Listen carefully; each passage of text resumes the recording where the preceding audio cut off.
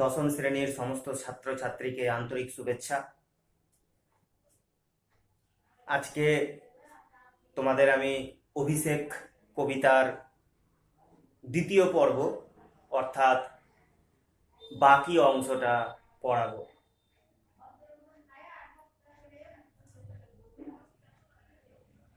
পূর্বে অভিষেক কবিতার যে ক্লাসটি নেওয়া হয়েছিল তোমাদের সুবিধার্থে একটু মনে করিয়ে দিই আমরা কোথায় থেকে শেষ করেছিলাম। কবিতার মধ্যে আমরা একটা নাটকীয় পর্ব, নাটকীয় যে চিত্র, ইন্দ্রজিৎ নিজের ভাইয়ের মৃত্যুর প্রতিশোধ এবং নিজের বংশকে বাঁচানোর জন্য লঙ্কা যাওয়ার প্রস্তুতি নিচ্ছেন। ঠিক সেই সময় ইন্দ্রজিতের স্ত্রী প্রমীলা দেবী ইন্দ্রজিতের পায়ে এসে পড়েন এবং দু হাত জড়ো করে স্বামীর কাছে প্রার্থনা করেন স্বামী যেন অর্থাৎ ইন্দ্রজিৎ যেন তাকে অর্থাৎ প্রমীলা দেবীকে না ছেড়ে না ত্যাগ করে কোথাও যান। এবং তিনি এও বলেন কি, হে স্বামী, আমাকে যদি তোমার পছন্দ বা ভালো নাও লাগে, যেমন বনের লতা পাতা হাতির পায়ে কোনো সময় যদি জড়িয়ে যায় এবং হাতি সেই লতা পাতাকে পাত্তা না দিয়ে অগ্রগামী হয়ে চলে, এগিয়ে যায়, তা সত্ত্বেও কিন্তু হাতির পায়ে সেই লতা পাতা জড়ানোই থাকে। অনুরূপভাবে হে স্বামী, তুমিও যদি আমাকে পছন্দ না করো, কিন্তু তা সত্ত্বেও সেই লতার মতোই তোমার চরণে আমাকে স্থান দাও। আমরা ঠিক এই পর্যন্ত এর আগের ক্লাসে পড়েছি। নিজের সহধর্মিণী, নিজের বউ প্রমীলার এরকম আচরণের ইন্দ্রজিতের কি প্রতিক্রিয়া, সেটা আজকে আমরা শুরু করব এইখান থেকে। ঠিক আছে? তো তোমরা কি করবে, আগে টেক্সট খুলো, একটা পেন নাও আর একটা খাতা নাও। ঠিক আছে, শুরু করছি অভিষেক কবিতার দ্বিতীয় পর্ব।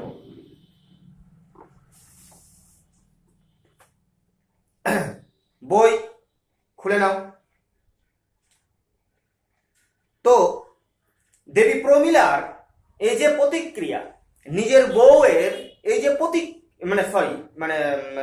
নিজের বউয়ের এই যে আচরণ, তার ফলে ইন্দ্রজিতের মেঘনাথের কি ধরনের প্রতিক্রিয়া, মেঘনাথ কি বলছে? বউয়ের এরকম আচরণে মেঘনাথ হাসি উত্তরিলা মেঘনাথ।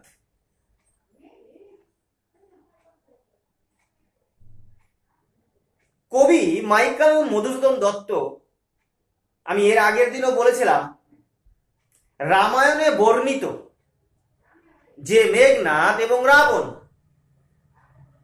সেই খল চরিত্রের রাবণ এবং মেঘনাদকে তিনি তার মেঘনাদ বধ কাব্যে খল চরিত্র হিসাবে প্রতিপন্ন করেননি।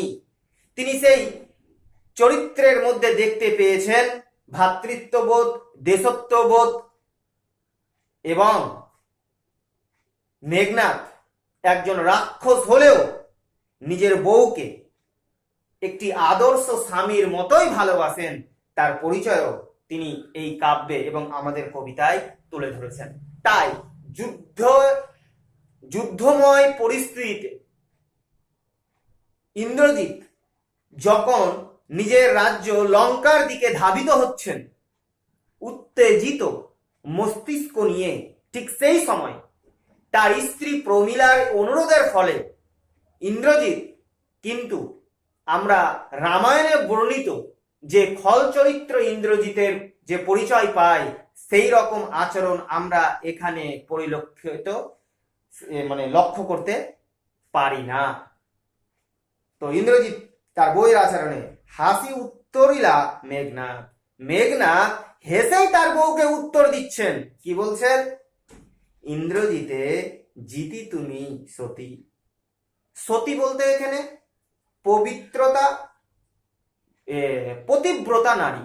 সতী বলতে পতিব্রতা নারী, লিখে নিবা। সতী শব্দের অর্থ হচ্ছে পতিব্রতা নারী। সতী শব্দের অর্থ ধর্মিণী বা পবিত্র নারী ইত্যাদি বিভিন্ন অর্থে ব্যবহার হয়ে থাকে।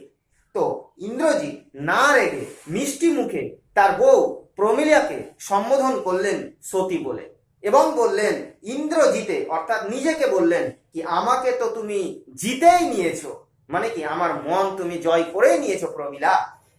ইন্দ্রজিতে জিতি তুমি সতী। সতী মানে পতিব্রতা নারী। বেঁধেছো, বেঁধেছো মানে বাধা। বাধা মানে কি আটকানো না, বাধা মানে এই যে গামছা দিয়ে বাধা, দড়ি দিয়ে বাধা। বেঁধেছো যে দৃঢ় বাঁধে। দৃঢ় শব্দের অর্থ হচ্ছে শক্ত বা মজবুত। হে আমার স্ত্রী প্রমীলা, তুমি আমাকে যে বাঁধনে বেঁধেছো, তোমার ভালোবাসার দ্বারা আমাকে যে বেঁধেছো, এই বাঁধন কি ক্ষণস্থায়ী নয়, এই বাঁধন দীর্ঘস্থায়ী, খুব মজবুত। বেঁধেছো যে দৃঢ় বাঁধে, কে পারে খুলিতে সে বাঁধে। বলছে হে আমার স্ত্রী প্রমীলা, তোমার ভালোবাসার দরুন যে আমার মনকে আকর্ষণ করা, আমাকে তুমি যে বেঁধে রেখেছো, এই বাঁধন খুব মজবুত, এই বাঁধন কেউ খুলতে পারে না। তরাই, তরাই শব্দের অর্থ হচ্ছে তয় ব রয়াকার অন্তস্থ। তরাই শব্দের অর্থ হচ্ছে তাড়াতাড়ি করে। তরাই আমি আসিব ফিরিয়া কল্যাণী। আচ্ছা, এই কবিতায় আমরা দেখেছি ইন্দ্রজিতের প্রতি কবি অনেক বিশেষণ ব্যবহার করেছেন। আমরা দেখেছি দেবী লক্ষ্মীর প্রতি কবি কিছু কিছু বিশেষণ ব্যবহার করেছেন। আমরা এখন দেখছি, এর আগেও দেখেছি প্রমীলা দেবীও তার স্বামী অর্থাৎ ইন্দ্রজিতের প্রতি দু একটা বিশেষণ ব্যবহার করেছেন। অনুরূপ ভাবে ইন্দ্রজিৎ তার স্ত্রী প্রমীলার প্রতি কিছু কিছু বিশেষণ ব্যবহার করছেন। যেমন তাকে এই যে কল্যাণী বলছে, তরাই আমি আসিব ফিরিয়া কল্যাণী। কল্যাণী শব্দের অর্থ হচ্ছে মঙ্গলকারিণী, অর্থাৎ যে নারীর দ্বারা মঙ্গল বা ভালো হয়। কল্যাণী শব্দের অর্থ হচ্ছে মঙ্গলকারিণী, নয় দীর্ঘী। তো স্বামী কি বলছে, ইন্দ্রজিৎ কি বলছে, কি আমি তাড়াতাড়ি করে ফিরে আসব কল্যাণী। সমরে, সমরে শব্দের অর্থ হচ্ছে যুদ্ধে। নাসি, নাসি মানে শেষ করে দিব, বধ করে দিব। তোমার কল্যাণে রাগ হবে। হে আমার স্ত্রী, তুমি তো কল্যাণী, তোমার যে কল্যাণ, তোমার সঙ্গে আমি থেকে থেকে আমি যে তোমার স্বামী, তো আমার কল্যাণ হবে, আমার ভালোই হবে, কারণ তুমি আমার বউ। তাই তো আমি তাড়াতাড়ি করে যাব এবং যুদ্ধে রাগ হবে অর্থাৎ রামচন্দ্রকে তাড়াতাড়ি শেষ করে আবার তোমার কাছে ফিরে আসবো। ঠিক আছে, বুঝা যাচ্ছে? বিদায় এব দেহ, এবার তো আমাকে বিদায় দাও। দেহ মানে দাও। বিধিমুখী, আবার বিশেষণ বিধুমুখী। বিধুমুখী শব্দের অর্থ চাঁদের মতো সৌন্দর্য মুক্ত মুখ। চাঁদের মতো সৌন্দর্য মুক্ত মুখ।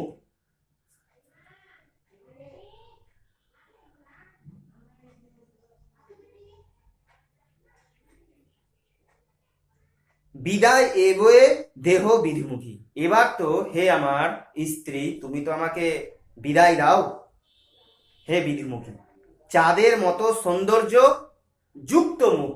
আমি একটু আগে মুক্ত বলেছিলাম, মুক্ত না, চাঁদের মতো সৌন্দর্য যুক্ত মুখ, মানে যে মুখটা চাঁদের মতো দেখতে। এটাও কিন্তু প্রমিলার প্রতি একটা বিশেষণ ব্যবহার করা হলো।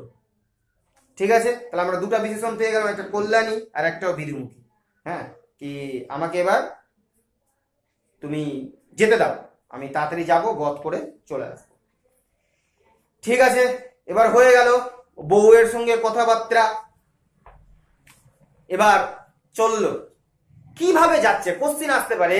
ইন্দ্রজিৎ প্রমথ উদ্যান থেকে তার রাজ্য অর্থাৎ লঙ্কায় অর্থাৎ শ্রীলঙ্কায় যেভাবে মানে কিভাবে গিয়েছিল, কি সাজে সজ্জিত, কেমন ভাবে সজ্জিত হয়ে গিয়েছিল, তো এরপরে তোমরা পাবা।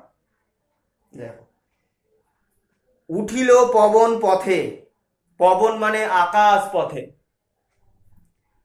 ঘোরতর রবে, রবে মানে আওয়াজে, মানে গম্ভীর আওয়াজ। রথবর, রথবর মানে হচ্ছে শ্রেষ্ঠ রথ, রথবর মানে হচ্ছে শ্রেষ্ঠ রথ, মানে সবচেয়ে বড় রথ। সেই রথে আকাশ পথে ইন্দ্রজিৎ যাবে, সেই জন্যই কি হচ্ছে, আওয়াজ হচ্ছে গম্ভীর ভাবে। হৈম পাখা, হৈম, হৈম মানে সোনা, হৈম পাখা সোনার ডানা। রথের কি আছে, উড়ে তো যাবে কিনা আকাশে, তো রথের কি আছে, সোনার ডানা। হৈম পাখা বিস্তারিয়া মানে পাখাটা ছড়িয়ে দেওয়া হলো, এরকম করে উড়ে উড়ে যাবে।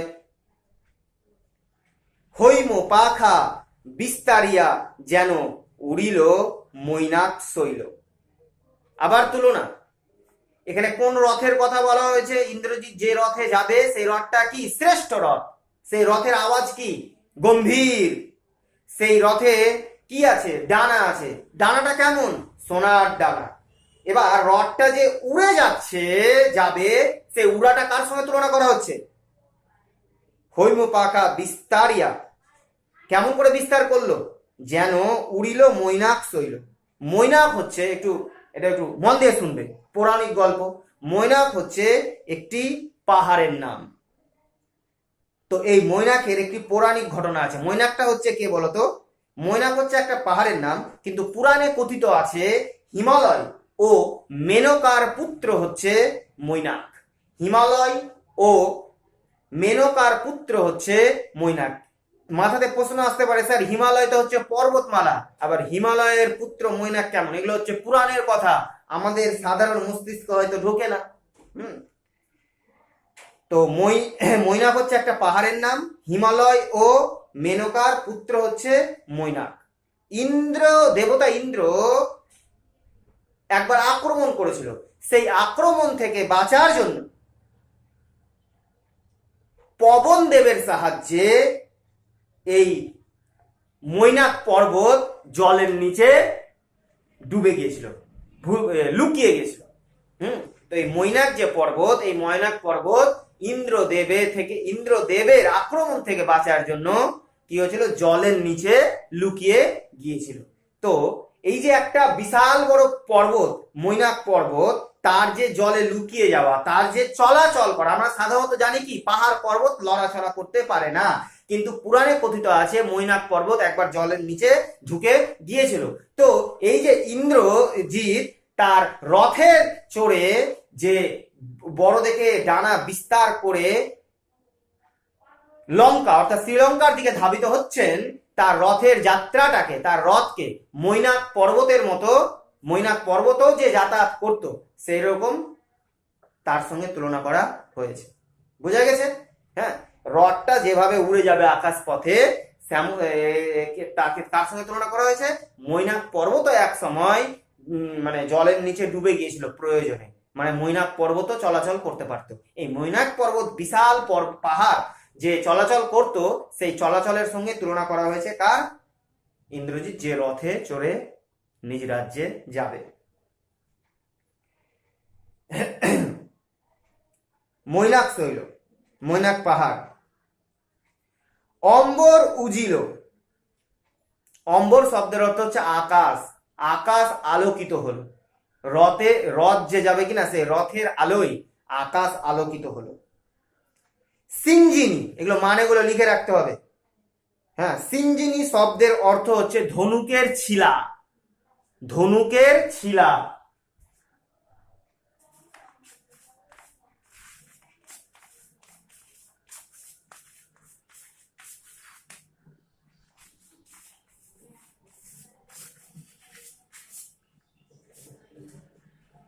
ধনুকের ছিলা কোনটা কোনটা কোনটা আচ্ছা, এটা ধরো ধনুক। এটা ধনুক কিনা? তো ধনুকের একটা দড়ি থাকে না? দেখেছো তোমরা ধনুক টনুক দেখেছো তো? ধনুক কোথায় দেখবা? বোম পিস্তল দেখতে অভ্যস্ত।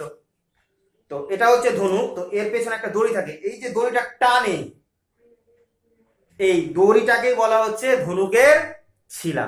আশা করি বুঝতে পেরেছো।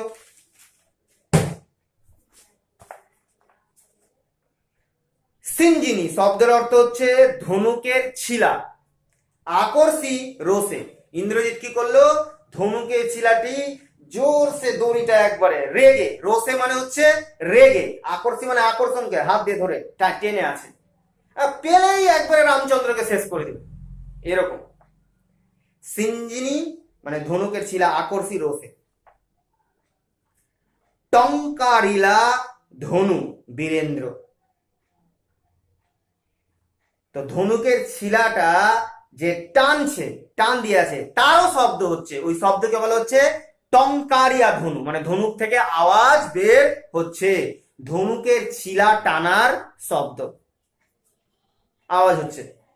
টঙ্কিরেলা ধনু বীরেন্দ্র। বীরেন্দ্র মানে ইন্দ্রজিৎকেই বলা হচ্ছে। বীর সম্বোধন করেছেন বিশেষণ। পখীন্দ্র যথা। পখীন্দ্র, পখীন্দ্র, পখীন্দ্র, পখীন্দ্র শব্দের অর্থ লিখে রাখো, পাখিদের মধ্যে শ্রেষ্ঠ।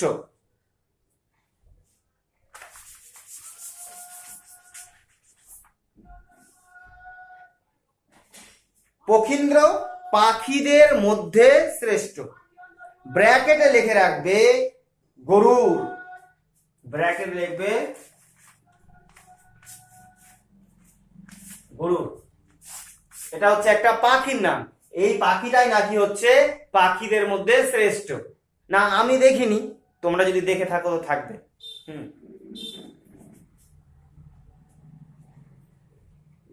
তো পখীন্দ্র শব্দের অর্থ হচ্ছে পাখিদের মধ্যে শ্রেষ্ঠ। পখীন্দ্র যথা নাদে, নাদে মানে আওয়াজ করে, মেঘ মাঝে, মানে এই যে গরুর ব রয়হস্যু ডয় শূন্যরা, গরুর পাখিটা যখন আকাশ দিয়ে যায়, সে আকাশের মধ্যে যেমন আওয়াজ করে, পখীন্দ্র যথা নাদে মানে আওয়াজ করে মেঘ মাঝে, মেঘের ভিতরে ভিতরে, ভৈরবে। কেমন করে? ভৈরব শব্দের অর্থ হচ্ছে তীব্র গর্জন করে। ভৈরব শব্দের অর্থ তীব্র গর্জন করে। ভৈরব শব্দের অর্থ তীব্র গর্জন করে। এই পাখিদের মধ্যে শ্রেষ্ঠ এই গরুর পাখিটা যখন মেঘের মধ্যে দিয়ে যাওয়ার সময় প্রচন্ড আওয়াজ করে, সেরকমই ইন্দ্রজিতের রথ যখন যাচ্ছিল দুই ডানা মেলে, সেরকমই আওয়াজ হচ্ছিল। পরিষ্কার?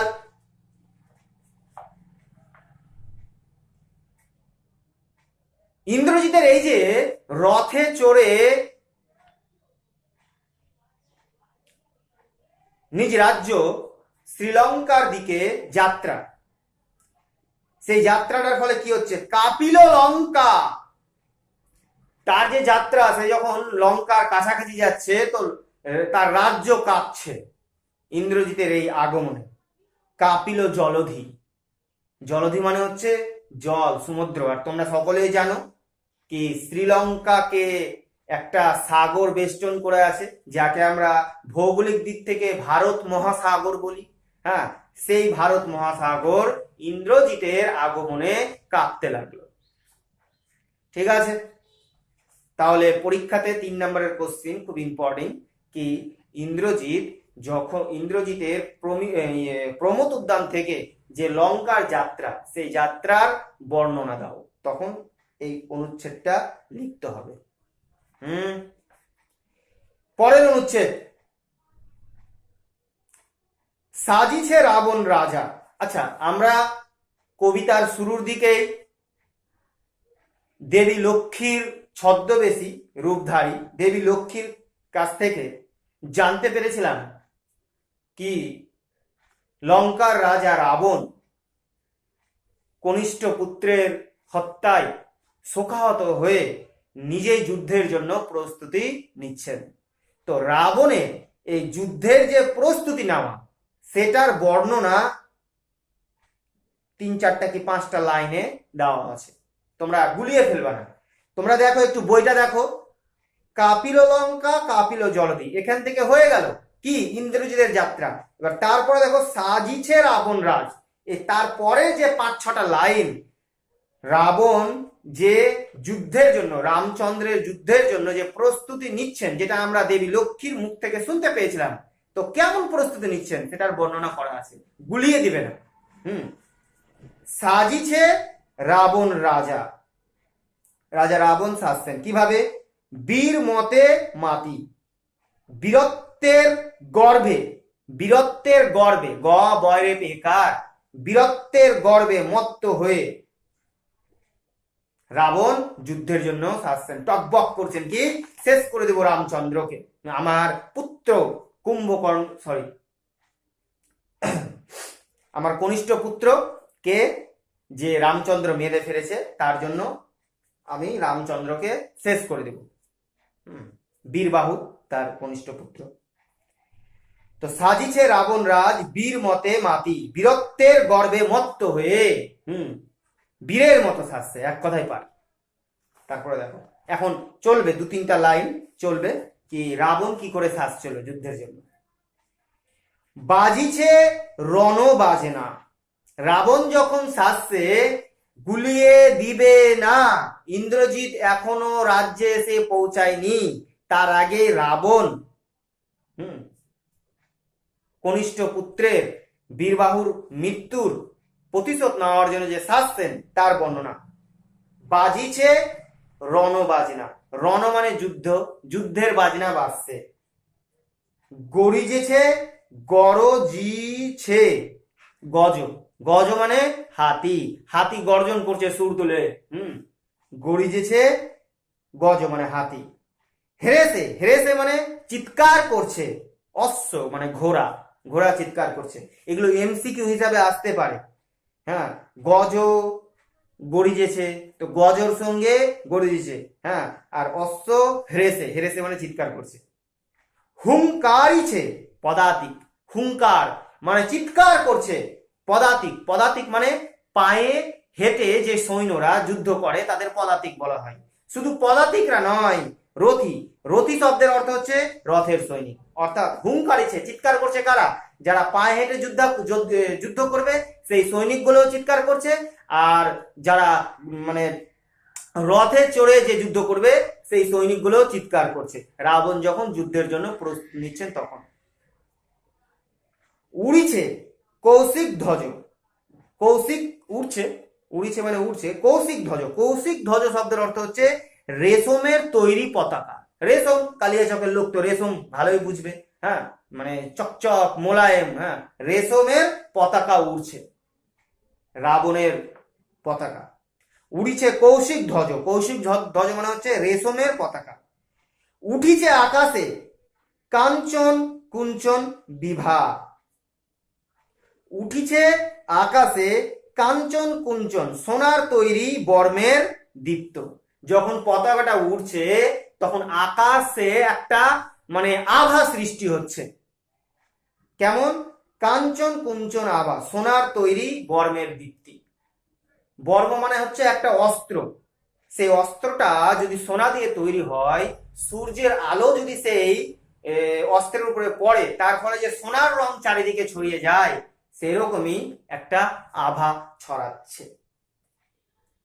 এরপরের লাইনটা দেখো, হেন কালে মানে ঠিক এই সময়ে, মানে যখন রাবণ যুদ্ধের জন্য প্রস্তুতি নিচ্ছেন তখন তার রাজ্যে এটা এটা এটা হচ্ছে, ঠিক এই সময়ে হেন কালে তথা দ্রুত গতি মানে খুব তাড়াতাড়ি, উত্তরিলা মেঘনাদ রথী, উত্তরিলা মানে নামলেন, রথে ছিল আকাশ পথে, রথ থেকে রাজ্যে নামলেন, লঙ্কায় পদার্পণ করলেন। কে? মেঘনাদ রথী, রথী মানে হচ্ছে যোদ্ধা, নেমে গেলেন। এবার হয়ে গেল। এর পরের যে অনুচ্ছেদ, এরপরে শুরু হবে কি, বাদ বাকি সবটাই অনুচ্ছেদ, কবিতার যতটা, একটা দুটা, হ্যাঁ তিনটা, এই যে তিনটা অনুচ্ছেদ, এই তিনটা অনুচ্ছেদে পিতা আর পুত্রের কথোপকথন। কবিতা শুরু হয়েছিল ছদ্মবেশী দেবী লক্ষ্মী এবং ইন্দ্রজিতের কথোপকথন, মাঝে কিছু বর্ণনা, এবং কবিতাটি শেষ হবে পিতা রাবণ এবং পুত্র ইন্দ্রজিতের কথোপকথন দিয়ে। শুরু হচ্ছে নাদিলা। নাদিলা শব্দের অর্থ গর্জন করে ওঠা, গর্জন করে ওঠা, চিৎকার করে ওঠা, নাদিলা। কর্বুর দল, কর্বুর দল শব্দের অর্থ হচ্ছে রাক্ষস সমূহ, কর্বুর দল শব্দের অর্থ হচ্ছে রাক্ষস সমূহ। নাদিলা কর্বুর দল, রাক্ষসেরা গর্জন করে উঠল। কেন? হেরি, হেরি মানে হচ্ছে দেখে, হেরি মানে দর্শন করে। কাকে? বীরবরে, বীরবর, বীরবর এখানে কে? ইন্দ্রজিৎ, মহাগর্বে, খুব গর্বের সহিত। বিপদের দিনে যখন আমরা আমাদের আসল শক্তি, আমাদের আসল ভরসার কোনো লোককে দেখতে পাই, তখন আমরা আনন্দে গর্বে চিৎকার করে উঠি। অনুরূপভাবে একটা উদাহরণ দিচ্ছি, টিম ইন্ডিয়া বেশ কিছুদিন আগে যখন মহেন্দ্র সিং ধোনি ইন্ডিয়ার ক্যাপ্টেন ছিলেন, তখন ইন্ডিয়ার 3-4টা উইকেট, দুর্বল অবস্থা, 1টা 2টা 3টা 4টা উইকেট বা 5টা পড়ে গেছে। তখন মাঠে যখন ব্যাট নিয়ে মহেন্দ্র সিং ধোনি নামতো, তখন মাঠের সমগ্র দর্শক এবং টিভির সামনের দর্শকগুলো চিৎকার করে উঠতো গর্বের সহিত কি হ্যাঁ, আমাদের এই ভারতের পরাজয় আটকাতে, আমাদের ভারতকে এই খারাপ অবস্থা থেকে জিতার যে নায়ক, সে মাঠে পদার্পণ করছে। সেই লঙ্কাতেও সেই রকম বিপদের সময় ইন্দ্রজিতের পদার্পণ দেখে লঙ্কার সমস্ত রাজ্যের রাক্ষসেরা চিৎকার করে উঠলো কি হ্যাঁ, আমাদের আসল নায়ক এবার চলে এসেছে। পরিষ্কার? নাদিলা কর্বুর দল হেরি দেখে বীরবর মহাগর্বে, ইন্দ্রজিৎকে দেখে মহাগর্বে চিৎকার করতে লাগলো। দেখো এবার সেই বীর যোদ্ধা ইন্দ্রজিৎ কি করে। নমিপুত্র পিতার চরণে, ইন্দ্রজিৎ পিতার চরণে প্রথমে এসে প্রণাম করলো। হ্যাঁ, আমরা ইন্দ্রজিৎ, রাবণ এদের রাক্ষস বলে চিনি। দেখো, রাক্ষস হলেও ইন্দ্রজিতের মধ্যে আমরা কি কি পরিচয় পেলাম? দেশত্ববোধ, দেশের প্রতি ভালোবাসা, ভ্রাতৃত্ববোধ, ভাইয়ের প্রতি ভালোবাসা, এবং হচ্ছে আদর্শ স্বামী। এই কঠিনতম মেজাজ যখন গরম হয়ে থাকে, তখন কিন্তু বউয়ের সঙ্গে খারাপ ব্যবহার করেনি, মিষ্টি মুখেই কথা বলেছে। এবং তারপর দেখতে পেয়েছি, আগে আমরা ভুলে গেছি, আমরা দেবী লক্ষ্মী যখন ছদ্মবেশ ধারণ করে এসেছিল ইন্দ্রজিতের সেই মা, যে মা তাকে মানুষ করেছিল, সেই সেই দেবী লক্ষ্মীর কাছেও নিজেকে চাকর বলে সম্বোধন করেছিলেন। তো আদর্শ পুত্র, তো ইন্দ্রজিতের কি কি চরিত্র পাচ্ছে? আদর্শ পুত্র, যখন লক্ষ্মীর সঙ্গে ভালো ব্যবহার করছেন, প্রণাম করছেন। 2 নাম্বার ভ্রাতৃত্ববোধ, ভাইয়ের সঙ্গে ভাইয়ের মৃত্যু সংবাদ পেয়ে অবাক হয়ে যাচ্ছেন। হ্যাঁ। 3 নাম্বার হচ্ছে বিপদের সময় নিজের স্ত্রীর সঙ্গে বাজে ব্যবহার করেননি, হাসি মুখে কথা বলেছেন। 4 নাম্বার হচ্ছে কি, আদর্শ পুত্র, বাবার সঙ্গে এসে প্রথমে প্রণাম করলো। আর সর্বোপরি ইন্দ্রজিতের মধ্যে যেটা সবচেয়ে বড় বৈশিষ্ট্য ধরা পড়েছে, দেশত্ববোধ। আরো কিছু কিছু বৈশিষ্ট্য আমরা পাবো, এই বৈশিষ্ট্যগুলো আমরা মনে রাখবো। নমিপুত্র পিতার চরণে, পিতার চরণে প্রণাম করে করজোড়ে কহিলা, 2 হাত জোড়ো করে পিতার সামনে বলল। কি বললো? কি বললো? পরীক্ষাতে আসতে পারে। হ্যাঁ, এই বছর তোমাদের বেলা মাধ্যমিকে অভিষেক কবিতা থেকে বড় কোশ্চিন আসার চান্স নেই। ব্যাখ্যাধর্মী 3 নম্বরের কোশ্চিন, এসএ টাইপ আর এমসিকিউ আসবে, আর ব্যাখ্যাধর্মী কোশ্চিনের জন্য খুব গুরুত্বপূর্ণ। নমিপুত্র পিতার চরণে করজোড়ে কইলা। কি বললো? প্রণাম করে হাত জোর করে কি বললো পিতাকে? ইন্দ্রজিৎ বলছে তার পিতাকে, হে রক্ষ কুলপতি, বাবাকে বলছে, হে রাক্ষস বংশের কুলপতি, কুল মানে বংশ, পতি মানে রাজা, হে রাক্ষস বংশের, দেখো রক্ষ, র যুক্তক্ষ বিসর্গ। আমি তোমাদের পূর্বের ক্লাসে বলেছিলাম র যুক্তক্ষ যদি থাকে তাহলে রক্ষা করো, আর র যুক্তক্ষয় বিসর্গ থাকে তাহলে এখানে কি বলাচ্ছে?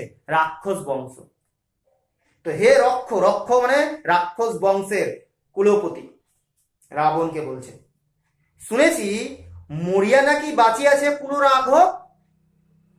ইন্দ্রজিৎ তার পিতাকে বলছে যে আমি শুনেছি কি রাঘব মানে রাম, রাঘব মানে রাম, রাম মরেও আবার বেঁচে গেছে। এ মায়া পিত বুঝিতে না পারি। এ মায়া, মায়া শব্দের অর্থ হচ্ছে জাদু, রামচন্দ্রের এই জাদু পিতা আমি বুঝতে পারিনি।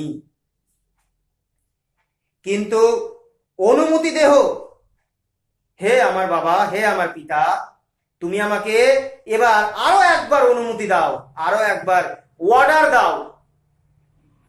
সমূলে, সমূলে মানে গাছের নিচে তো কি থাকে? মূল থাকে, মানে এবার মূল থেকে, একবারে গোড়া থেকে নির্মূল করিব পামরে আজি। নির্মূল মানে শেষ করে দিব।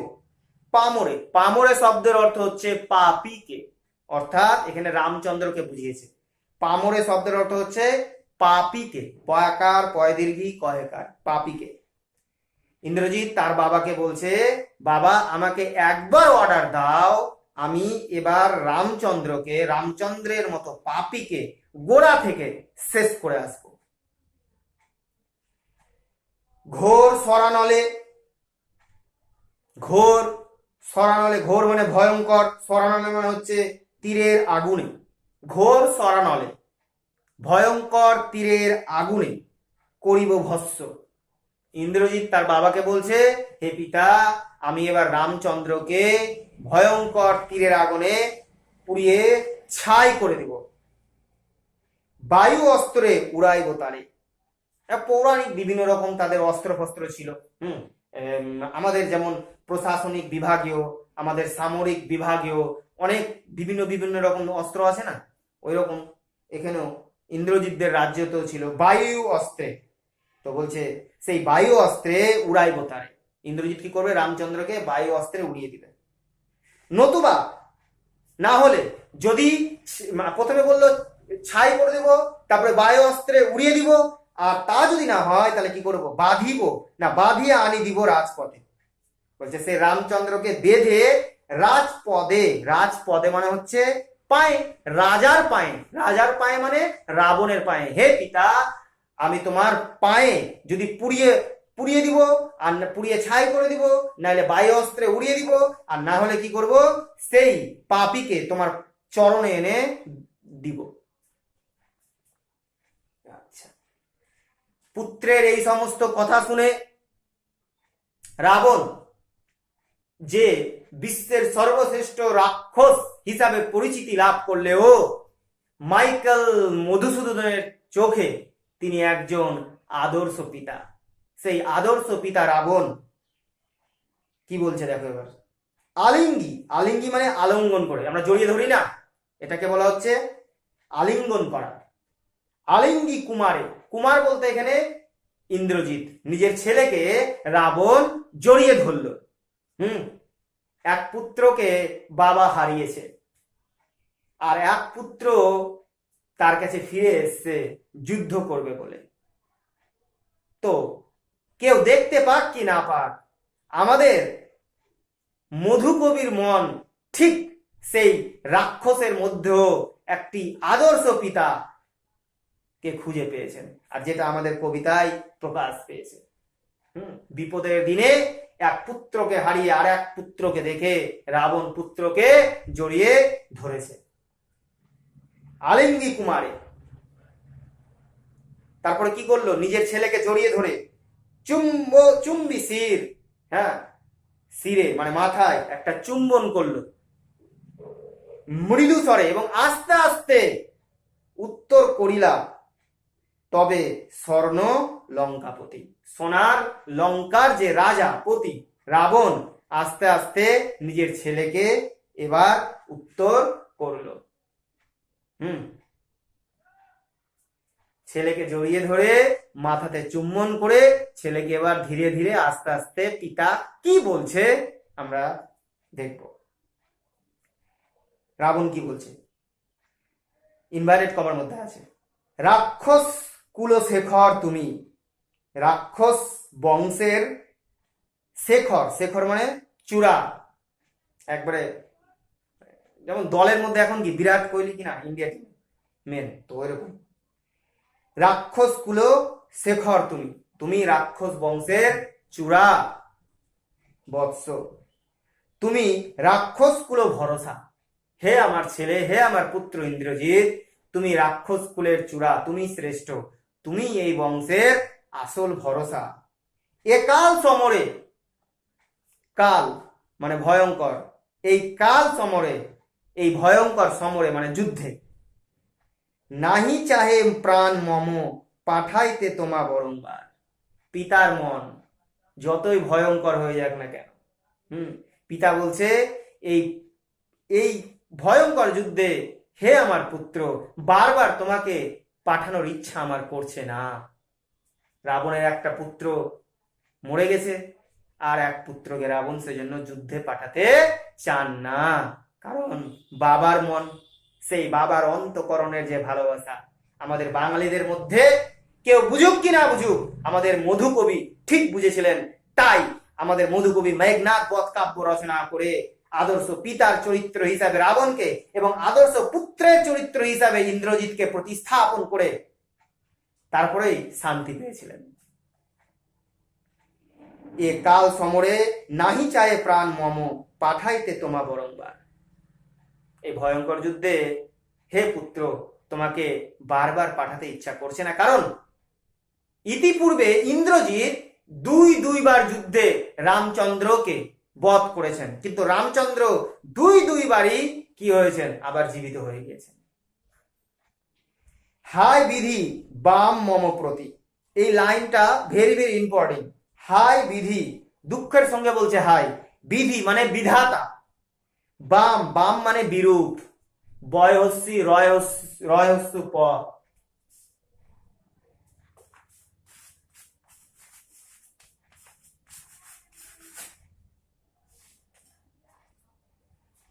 হায় বিধি, পুত্রকে বলছে পিতা রাবণ দুঃখের সহিত হায়, বিধি মানে বিধাতা, বাম মানে বিরূপ মম প্রতি, রাবণ বলছে বিধাতা আমার প্রতি বিরূপ মানে সন্তুষ্ট নন।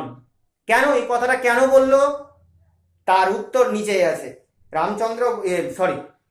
রাবণ বলছেন কি বিধাতা কেন আমার প্রতি বিরূপ জানো, কে কবে শুনেছে পুত্র, কেউ কখনো শুনেছে কি ভাসে শিলা জলে, শিলা শব্দের অর্থ পাথর, পাথর জলে কোনোদিন ভাসে, ভাসে জলে ভাসে না, ডুবে যায়।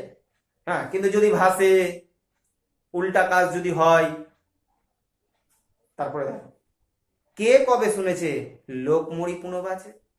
রাবণ বলছে বিধাতা আমার প্রতি বিমুখ, রুষ্ট, সন্তুষ্ট নয়, কেননা পাথর কোনোদিন জলে ভাসে না, আর মরা মানুষ কোনোদিন জীবিত হয় না, কিন্তু রামচন্দ্র মরে গিয়েও জীবিত হয়েছে, এর কারণই হচ্ছে কি বিধাতা আমার প্রতি সন্তুষ্ট নন, পিতা বললেন।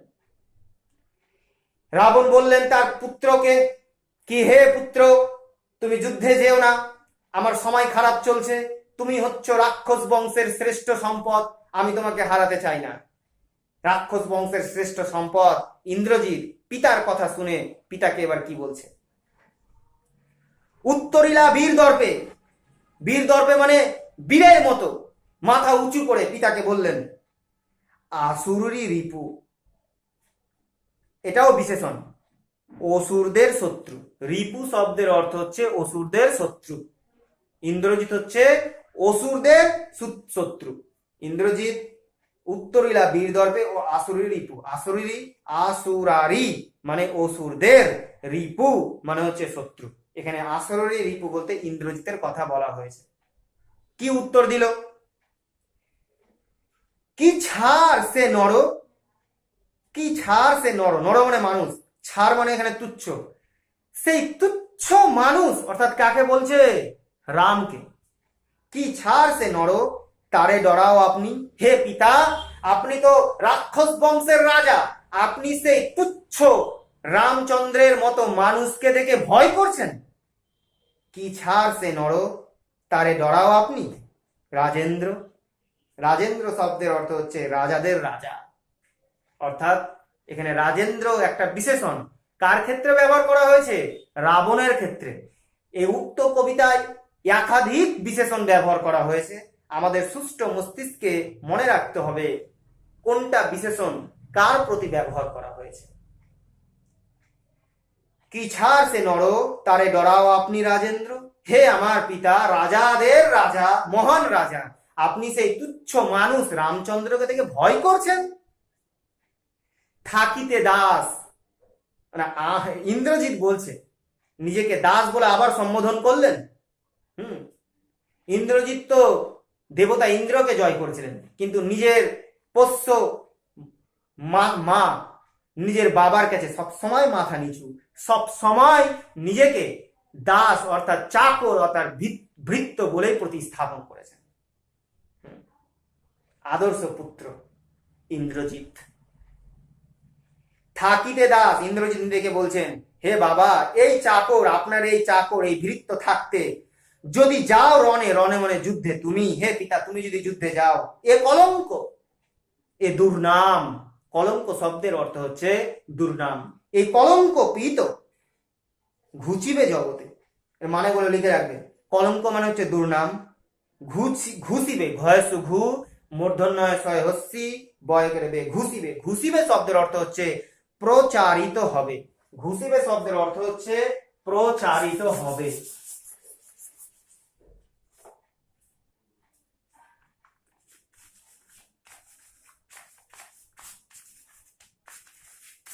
প্রচারিত হবে। তো রামচন্দ্র তার পিতাকে বলছেন কি, পিতা আমি থাকতে আপনি যদি যুদ্ধে যান তাহলে এটা হবে কি? কলঙ্ক, দুর্নাম। এবং এই কলঙ্কের কথা, এই দুর্নামের কথা আস্তে আস্তে গোটা সংসারে প্রচারিত হয়ে যাবে, সবাই জেনে যাবে। তার ফলে কি হবে? হাসিবে মেঘ বাহন, হাসিবে, কে হাসবে? মেঘ বাহন। মেঘ বাহন কে? দেবতা ইন্দ্র। দেবতা ইন্দ্র হাসবে পিতা কি আমি থাকতে, ইন্দ্রজিৎ থাকতে তার বাবা যুদ্ধে যাচ্ছে, এই কথা শুনে দেবতা ইন্দ্র হাসবে। মেঘ বাহন মানে ইন্দ্র। রুষিবেন, রুষিবেন মানে রুষ্ট হবেন, রেগে যাবেন। দেব অগ্নি, অগ্নিদেব মানে রাক্ষস বংশের যারা যোদ্ধা বা সকলেই যে দেবতাকে পূজা করত, সেই দেবতার নাম হচ্ছে অগ্নিদেব। সেই অগ্নিদেবও রেগে যাবে ইন্দ্রজিৎ থাকতে বাবা যদি যুদ্ধে যায়।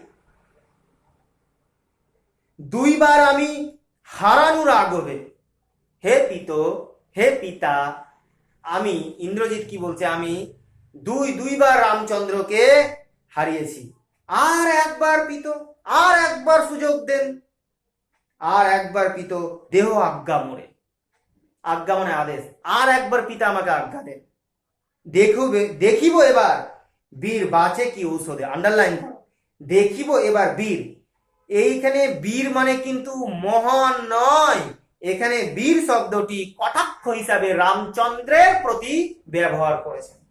আমরা বলি না যুদ্ধ দেখি কত শক্তিশালী শক্তিমান হয়েছে, তো ওই রকম ইন্দ্রজিৎ রামচন্দ্রকে বলছে কি দেখিব এবার বীর। এখানে বীর কটাক্ষ অর্থে রামচন্দ্রের প্রতি ব্যবহার করা হয়েছে। বাঁচে কি ঔষধে, কিভাবে রামচন্দ্র এবার বাঁচে। ইন্দ্রজিতের এতটা কথা শুনে এবার পিতা রাবণ কি বলছে, কহিলা রাক্ষসপতি, রাক্ষস বংশের রাজা রাবণ কি বলছে দেখো, সব মনে রাখতে হবে কিন্তু কখন কি বলছে, কথোপকথন। কুম্ভকর্ণ বলি ভাই মম, তাই আমি জাগানু অকালে ভয়ে, হাই দেহ তার দেখো সিন্ধু তীরে ভূপতিত, গিরিশৃঙ্গ কিংবা তরু যথা বজ্রা ঘাতে। এই সবটা লাইনের মানে আমি বলছি খুব শান্তভাবে, আমি বোঝানোর চেষ্টা করছি, আশা করি তোমরাও বোঝার চেষ্টা করছো। তো কহিলা রাক্ষসপতি কুম্ভকর্ণ, কুম্ভকর্ণ হচ্ছে রাবণের আর এক ভাই। রাবণরা তিন ভাই, রাবণ, বিভীষণ এবং কুম্ভকর্ণ। তো বিভীষণ তো আগে ভাগে রামচন্দ্রের দলে যোগ দিয়েছেন। ইন্দ্রজিতের অনুপস্থিতিতে, বীরবাহুর মৃত্যুতে রাবণের পাশে আর কেউ ছিল না, তাই রাবণ কার সাহায্য নিয়েছিলেন? কুম্ভকর্ণের। কিন্তু সেই কুম্ভকর্ণও মারা গিয়েছে। কেন? কুম্ভকর্ণ ব্রহ্মার কাছ থেকে একটা আশীর্বাদ পেয়েছিলেন।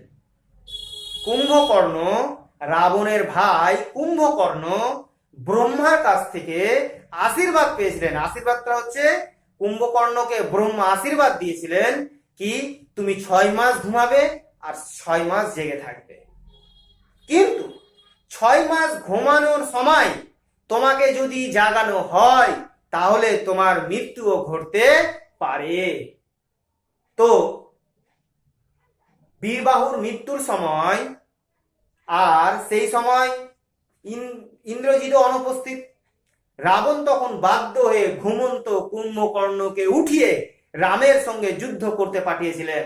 আর ঠিক সেই নিয়মে কুম্ভকর্ণ মৃত্যুবরণ করেছিলেন। সেই মৃত্যুবরণটা কিভাবে তুলনা করছে দেখো। সিন্ধু তীরে মানে সিন্ধু নদীর তীরে